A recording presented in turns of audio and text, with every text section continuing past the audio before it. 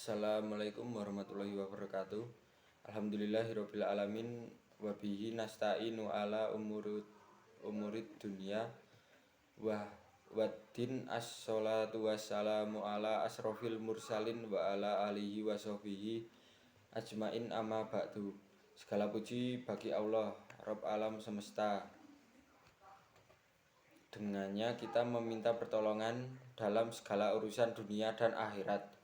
Salawat dan salam tercurah untuk seorang utusan yang paling mulia, keluarganya dan semua sahabatnya. Amma ba'du. Pertama, marilah kita panjatkan puji syukur kepada Allah Subhanahu wa taala yang telah menganugerahkan nikmat iman dan Islam serta kesehatan sehingga dapat menghadiri sidang Jumat yang penuh berkah ini. Salawat serta salam semoga tercurah ke pangkuan junjungan kita Nabi besar Muhammad SAW beserta keluarga, para sahabat dan orang-orang beriman hingga akhir zaman. Mengawali khotbah Jumat kali ini, khotib mengingatkan kita semua, khususnya dari khotib sendiri, agar senantiasa meningkatkan takwa kepada Allah Subhanahu wa taala dengan sebenar-benar takwa, yaitu menjalankan seluruh perintahnya dan menjauhi segala larangannya.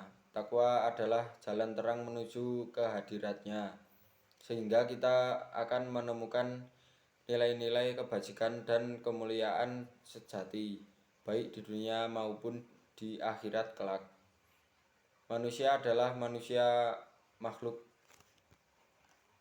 unik dan istimewa, berbeda dengan makhluk-makhluk lainnya.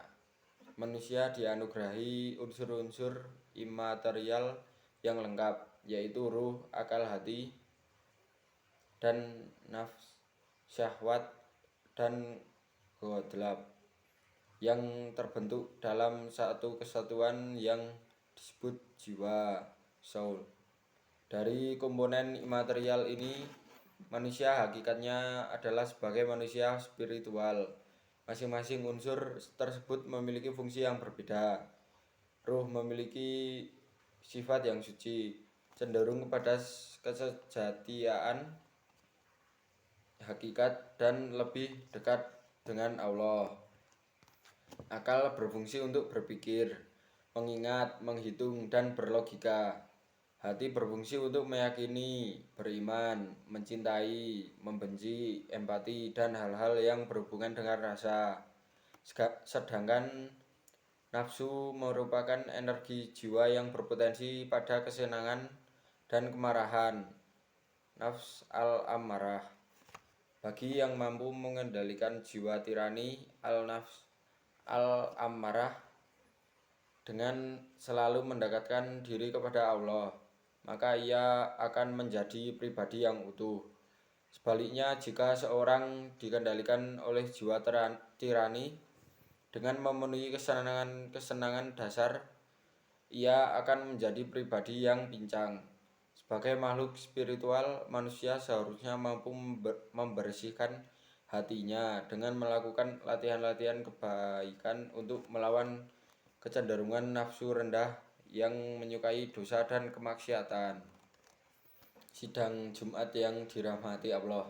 Di dalam jiwa manusia sesungguhnya ada unsur energi negatif yang dapat menghancurkan diri, lingkungan, dan peradaban, yaitu penyakit hati atau amradul qulub, yang menimbulkan sifat sangat buruk.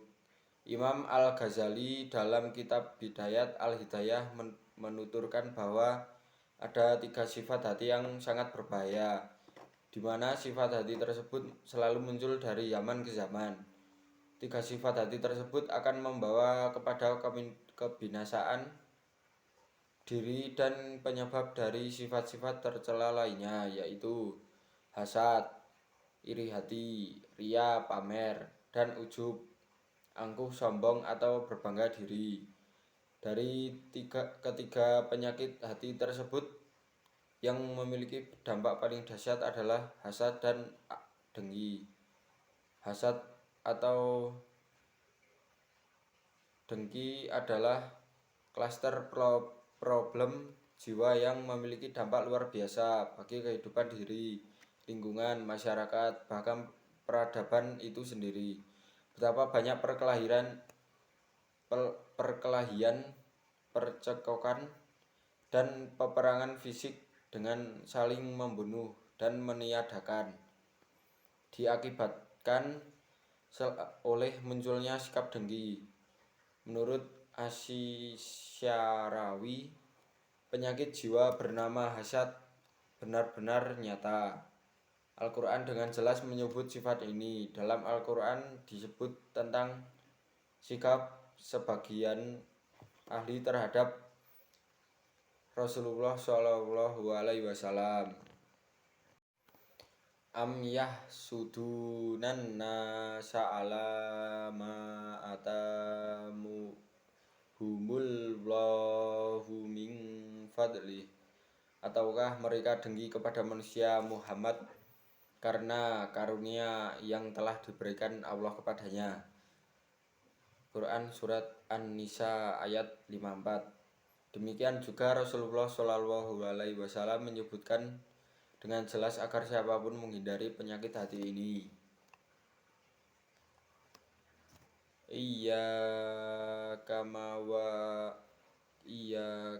wa hasada fa innal hasada yal kulul hasanati kamatal kulun naru khotob. Jauhkanlah dirimu dari hasad, karena sesungguhnya hasud itu memakan kebaikan-kebaikan sebagaimana api memakan kayu bakar. HR Abu Dawud. Hasad adalah kejahatan energi tersembunyi yang dapat membahayakan manusia. Allah menyuruh kita untuk meminta perlindungan Allah darinya dan dari kejahatan orang yang dengki apabila dia dengki. Quran Surat Al-Falaq ayat 5. Hasad dapat dianalogikan sebagai suatu benda yang tidak terlihat secara kasat mata, namun keberadaannya justru memiliki pengaruh dan dampak yang luar biasa serta bahaya yang lebih ganas dibandingkan dengan sesuatu yang dapat terlihat mata. Meski hasad tidak terlihat secara kasat mata, efek terhadap jiwa dan tatanan sosial itu sangat nyata. Khutbah kedua. Innal hamdalillah nahmaduhu wa nasta'inuhu wa na'udzu billahi min syururi anfusina wa min sayyiati amalina.